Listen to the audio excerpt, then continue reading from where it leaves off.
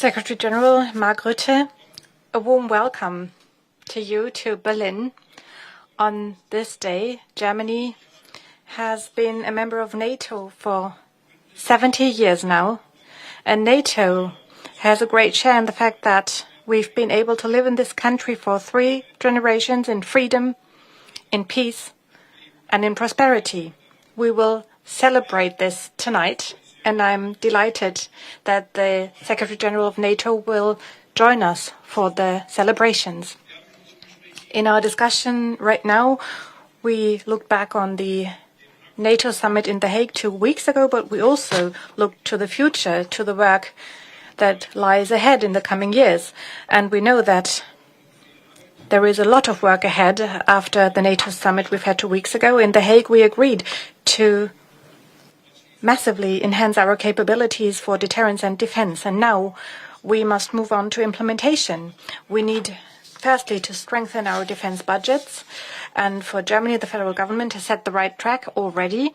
This opens us leeway that we need to react to the Russian threat with sober-mindedness and a clear compass. We will use these funds wisely and in a well-planned manner, and we will expand the Bundeswehr to an army that will be a leader in this context. We will procure new equipment in large quantities. We will have a special focus on new technologies. And the Federal Ministry of Defense is working at full speed on this project. We will make these substantial procurements in a way that it strengthens our German and European defense industries. We will closely coordinate with European partners on this matter to improve procurement together and do procurement together. We will bank on simplification, standardization, and economies of scale. You know that this is especially important to me. The number of the systems that we use in Europe is too high. The systems that we have are too complicated, too complex, and we do not use economies of scale in a sufficient manner, so we order systems in too small numbers. We do not do that in order to do someone a favor, but we do it because especially Russia's militant revisionism is threatening freedom, peace, and prosperity in the entire Euro-Atlantic area. We take this threat very seriously, so this is why we are strengthening the European pillar of NATO. We've also briefly discussed the Russian war of aggression against Ukraine. Russia is bombing Ukrainian cities night after night from the air in a targeted manner.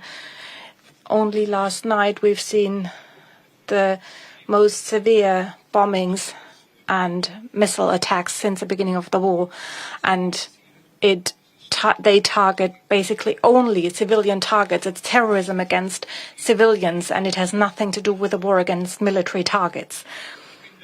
I'm grateful that at the same time there have been signals from Washington to reassess their stance on supporting Kiev in terms of air defense. We talked about how we can strengthen Ukrainian air defense. Also, I won't go into detail here, but I can assure you that Germany will continue to make substantial contributions to that. And you know that on this matter and others too, I am in good exchange with President Trump and our partners in the European Union and the European part of NATO. We also intend to increase pressure on Moscow at the European Union. We are working at full speed on finalizing the 18th sanction package. We are still waiting for the approval of one member state of the European Union. All of this serves the purpose to finally get Russia to the negotiating table and pave the ground for a ceasefire. I am grateful that we were able to discuss these questions in NATO, and I'm grateful that we were able to discuss these questions as European partners within NATO and that we all agree. And I'm grateful to the Secretary General for having acted with so much skill and tact, also during the NATO summit in The Hague 2 weeks ago. I said it this morning in the Bundestag, and I will reiterate it. We are ready and willing to fulfill our obligations, not to please NATO, but to enhance our collective security. And if Germany hadn't taken that path, I think the NATO summit in The Hague would have had a different outcome. So we not only did something for ourselves, we did it for our collective security in Europe, and we will continue to do that. And I'm happy that the Secretary General sees it the same way, that he appeals to our responsibility, and thank you for the great exchange that we've had so far.